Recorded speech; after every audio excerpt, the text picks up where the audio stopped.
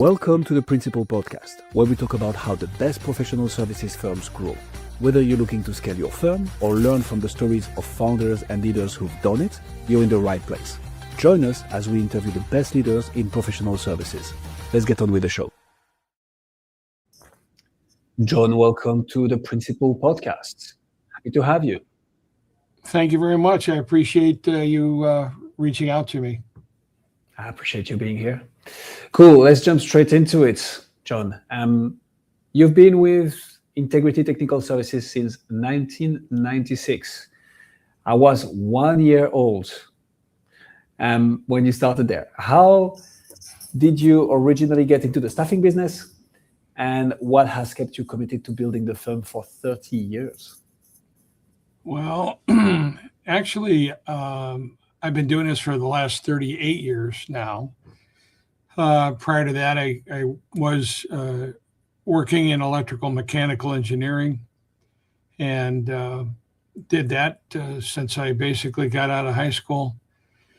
And in 1989, I left my full-time employment, got involved with the staffing industry, kind of by default. Actually, I was looking for a different position, and I had known a lot of contract individuals working for my previous employer, and they put me onto a particular staffing company, and I interviewed, I don't know, about a dozen different companies, all for high-level positions, with a few exceptions, but had 6 offers on the table, and I really wasn't sure if I wanted to stay in engineering or maybe do something else.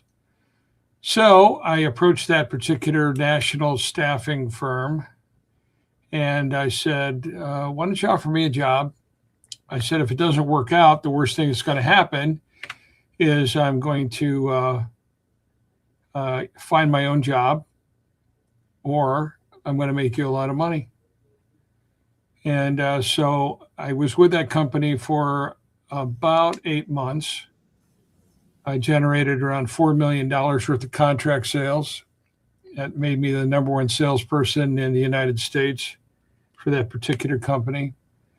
And anyway, they wanted to promote me and into management.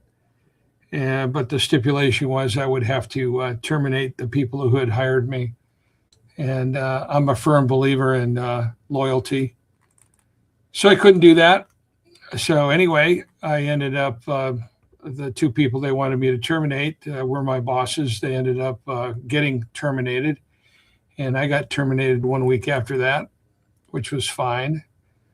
So I called my 2 previous bosses up, and we started a company, and we had that company for about 6 years. Unfortunately, both of those individuals came down with cancer. Both of them passed away. So it kind of left me in 1996, basically trying to figure out what I was going to do. So I called my wife up on the phone and I said, you know what? I said, we're going to start a brand new company, and it's going to be called Integrity Technical Services. So we basically started the company on a shoestring. And that first year, I think we generated maybe $2 million worth of business. And that was out of my basement.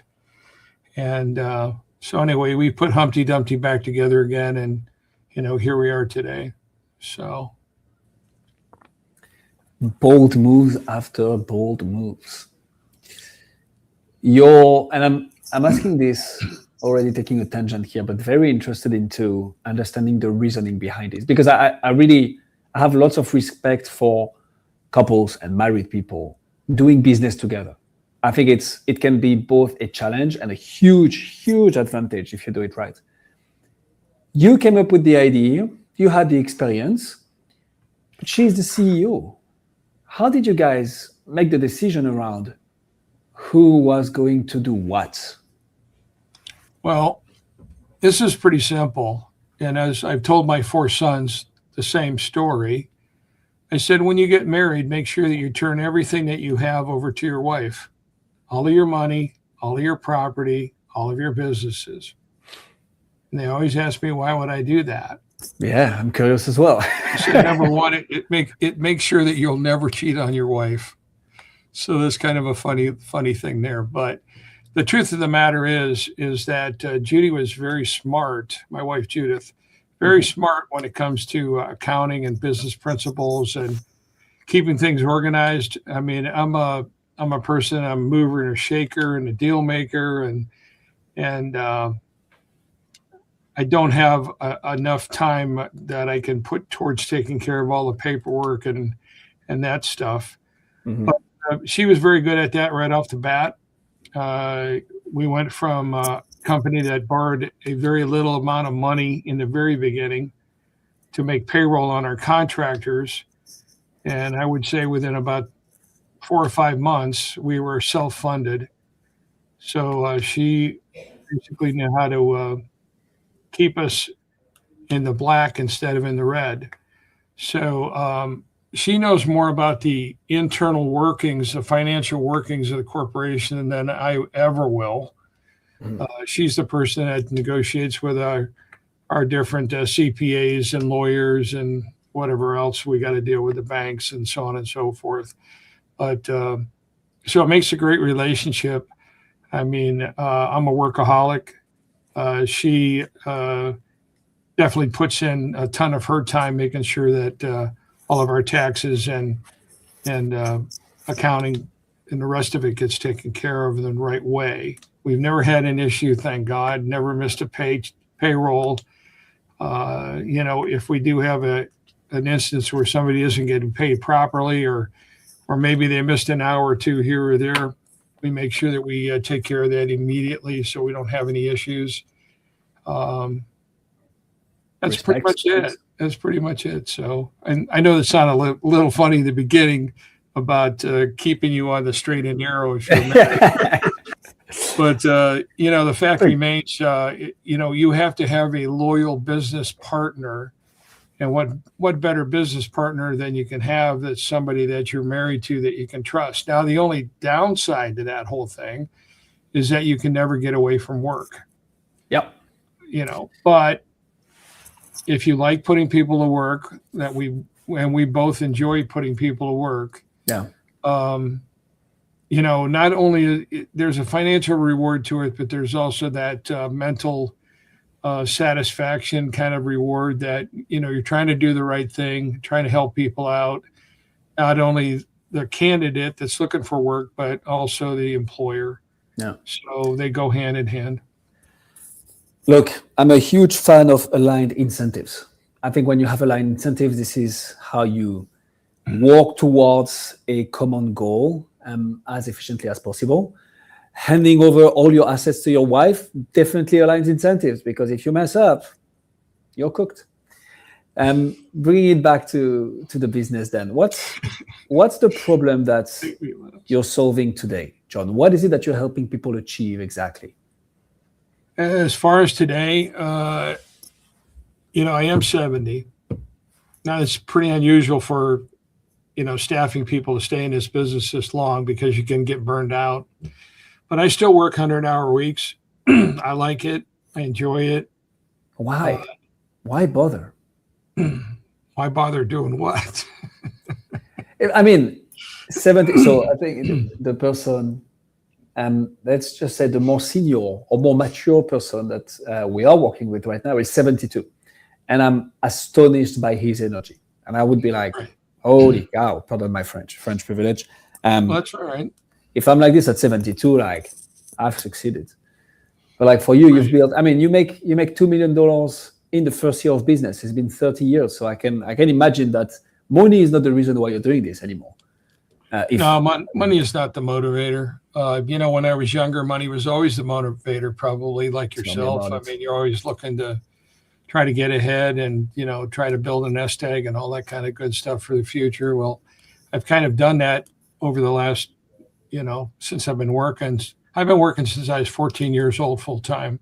Wow. In one job or another. And that doesn't mean 40 hours a week. That means 70 hours a week working since I was 14. So, and I'm not a spender. neither is my wife. So we do put money away and, try to help our kids and all that kind of stuff. But your point is about the satisfaction of the whole thing. What I'm really trying to accomplish now is two of my sons happen to work in the business, and they're going to be taking over here a lot more of my duties so I can spend a little more time with my wife and the grandchildren. So Amazing. My focus in particular is to make sure that our company name is a very well-known name, at least in the state of Ohio. And so that's what we're really pushing. So we have a brand new website that we are fooling around with, making it better, improving it. We intend it to be the number one technical staffing website, the go-to website in all of Ohio. At one time prior to COVID, we were pretty much the number one staffing company here. So we want to regain that traction. We're working on commercial videos. We're working on a cable TV program that we're going to relaunch in 2027. It'll be hosted by me, at least for the moment. And we're going to talk about the jobs that we have, probably bring in contract people that are looking for work, interview those kind of folks as well. And we'll see where that goes. We did have that program prior to COVID. We put that on hold because of COVID. Anyway, we are looking at maybe even creating our own separate job board for smaller staffing companies because the pricing on some of the national job boards are just outrageously high. So we'll see where that ends up. So there's a lot of things that I'm involved with. I haven't done any podcasts because I just need to invent a 48-hour day, and I'll probably be able to do that. But haven't hosted any of my own podcasts, but we'll see. One never knows. I'm still young enough. I could probably do that. As I said, 72 years old. Rock and roll. So the things that are, to be honest with you, I think what you're really after is, things about AI and those kind of issues. Yeah, we're definitely looking at that very hard. You have your Chat GPT, your Gemini, and so on and so forth that's out there. We're using those tools every day. They are very, very useful. They have the potential to be very, very dangerous. So, trying to figure out, the information that's there is put in by a human being. Mm-hmm. So if the information is not exactly correct, you get yourself in trouble. So I always read everything that is produced, by any AI. Yeah. And to make sure the documents read properly and the information is correct and all that. No. I would say it's probably 98% right on the money. Yeah. But, there is that fear of Big Brother basically, ruling everything. So, whatever. There is anyway. Yeah. The chance of getting killed by a cow is low, but never zero. You got it. You got it. But, there's a lot of things that can happen, especially in the banking industry. I started out in engineering in the banking industry and had a lot of involvement with ATMs and different things like that. So voting machines and that type of stuff. I will tell you that certain things can be hacked and can be hacked in the simplest ways. So now you have a high-tech AI, basically, that can make you appear to, if the technology is so good, it can make you look like you're in two places at the same time, doing something bad, can wipe out your bank accounts and different things like that. So there are protections that are out there, but AI is pretty smart, probably figure their way around them eventually. But anyway, you might want to take that part out of this conversation. But anyway, No, this is good. This is so good. what are we Yeah, really sure. looking for as far as staffing companies? I mean, I think that if you're not using AI, you might as well just pack up and go home, because the technology is outpacing any manual kind of searches. It's not a perfect system. We still have to interview candidates Yeah. to figure out what kind of personalities they have, what they're trying to figure out their mindset. Are they a good person? Are they maybe not so good of a person? Were they a bad person? Have they come around and become a better person? AI will never be able to figure that stuff out. But, Yeah. So those are the things that we're looking at. There's just so much technology that's changing every day, it seems, including today. Yeah. We've already been online with a couple of different companies talking about AI and what they can and cannot do, and whatever. So, Yeah. as far as biggest challenges, I know you're going to ask me that too. So, biggest challenges are trying to find candidates that are available. So, I just did a study this morning, and there are 675,000 engineering openings in the USA. That's not what you hear in the news. Right. There are 140,000 graduates in engineering every year. So what does that mean? What does that tell you? That tells me that there's a shortage of about 180 some thousand or more people that are able to go to work in engineering, because you have retirees. Retirees are retiring almost 2 to 1, so that the gap is getting wider and wider. So I think in our country in particular, engineering has to become more of a focal point. In all the countries. Electrical, mechanical, civil, structural. Yeah, it's just amazing. Before I would say before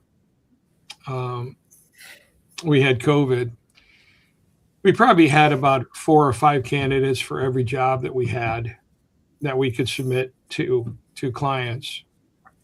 And now? We probably had around 400 job openings on average every day that we carry on the books. And today we probably we're lucky if we have 1 or 2 candidates for every 5 jobs. What changed? How come? Well, not only are people retiring faster, but you have to also think back prior to when you were born. So I'm saying that kind of tongue in cheek, but in 2008, no ego in this. When our country here went through a recession, we would have huge corporations. Our clients would call us up and they would say, "Hey, we're going to lay off 500 people today, 500 engineers. We're going to lay off 200. We're going to lay off 100." And during that first month of that recession, I mean, we had thousands of companies calling us and asking us to put these people on the bench to hold them, to maybe go ahead and farm them out if we could. But, when things got better, these people would return to where they came from. Yeah. Well, in the meantime, of course, a lot of people started calling me from way back in 1989 when I first put them to work, and they would say, "Hey, where can I put my son or daughter? What do you recommend that they get into? Should they get into engineering?" And I would just flat out tell them, I think they're better off in IT, because that was the hot ticket in those years. Yeah. So from about 2008 through about 2012, there weren't a lot of opportunities for engineers. So a lot of people didn't sign up for mechanical engineering or electrical engineering at all. They went into IT. Yeah. So if you look at whatever number you want to pick, the over 100,000 people every year for those 6 years aren't there. That's at least 600, 800,000 people that never went into engineering. And that, of course, contributes to what's happening now Mhm. with the shortages. So we try very hard to explain this to our clients because clients get upset. They got projects that are behind. They're searching everywhere they can for the right type of talent, and it's very hard to secure it when it doesn't exist.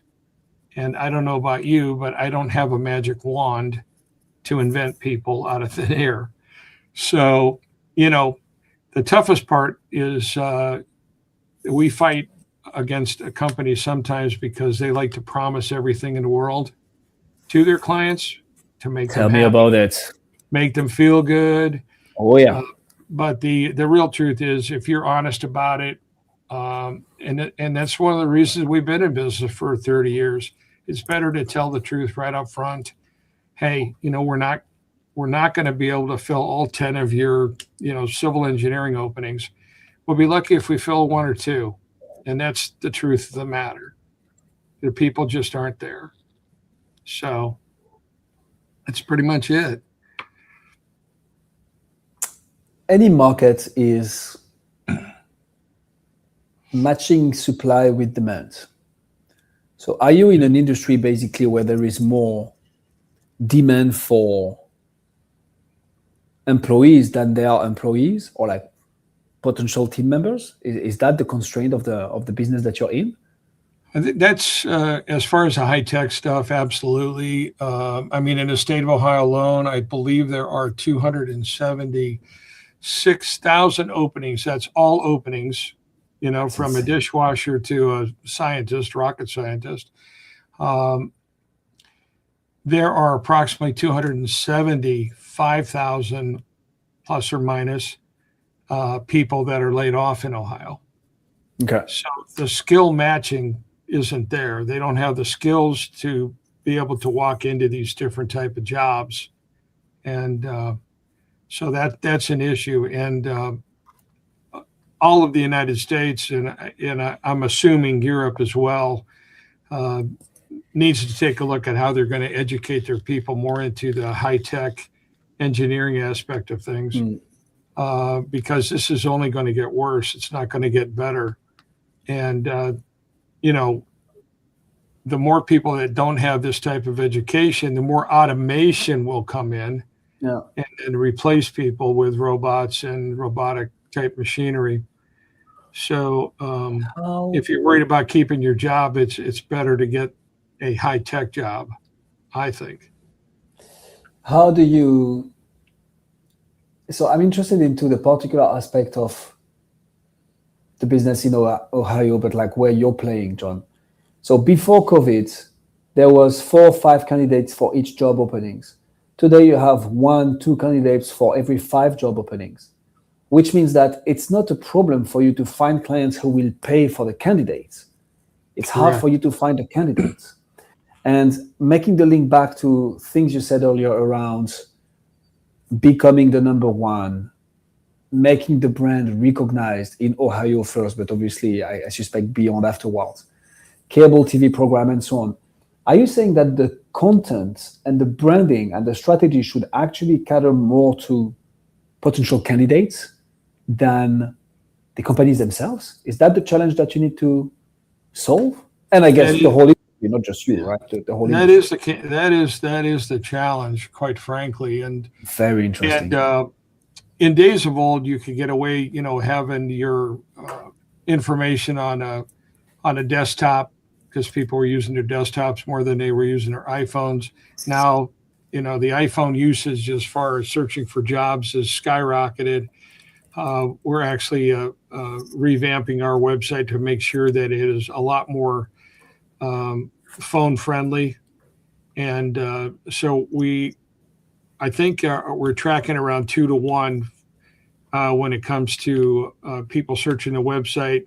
Most people are on their phones looking for positions. So, you really have to look at that hard to make sure that you're able to reach out to people and and make it convenient that they can respond back without, reading a lot of stuff that they don't need to read. Mm-hmm. So we're trying to find a way to circumvent all of that wasted time.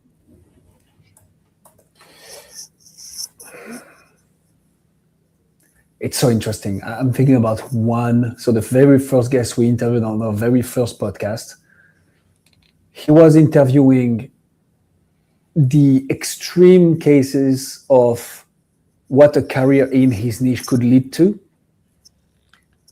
And so he thought he was doing this to get in touch with people who could hire him to find people. But actually, he was inspiring a whole new generation of people going into that space. His name is Mike Richards. I'm sure he wouldn't mind me giving the shout out. But it's interesting to see how it's flipped. It's like it's now supply constraints or demand constraint, depending on where we look at. But basically, we are constrained by the number of candidates that are not high enough. It's so interesting. John, this was an absolute masterclass. I do have a certain amount of respect for people who are in business for more than literally a few decades, and especially in the same niche, right? Because not only have they figured something out, but longevity is definitely one of their strengths, and this is what you've built together with your wife and your family. So, massive congratulations! If people want to find out more about you, see what you do, where should they go? I would say go to our website. It's www.integrityjobs.com. You can also reach out to us by phone if you care to. You can talk to me directly, 330-633-6500, toll free 888-262-3226. If you'd like to forward a resume to us, we're always open to receiving resumes, and we could use some. So that's resumes at integrityjobs.com. I will tell you one other thing that we worked very hard on doing. We have an internal database here. It's got 1.8 million resumes in it, completely searchable. And you would think that we would be able to have a lot more starts out there, considering we have such a huge database. But, it is one of those things that you start feeding the alligator, and the alligator keeps getting bigger and bigger and bigger. So, we have spent a lot of time, a lot of effort, a great deal of money to try to make sure that this business has stayed in business and will stay in business, hopefully for the next several hundred years. And we'll see what happens. I'm not sure I'm going to be with it at that time, but I'll be looking in. Who knows? With the progress of technology nowadays, who knows? We'll put all the links in the description. For what I'm concerned, John, I can say one thing for sure. It's that you've gained at least one new connection on LinkedIn out of this interview. We are now connected, or at least I sent a request. Thank you so much for coming on the Principal Podcast. Fantastic. Thank you very much for having me. I really enjoyed myself. Hey, have a good day.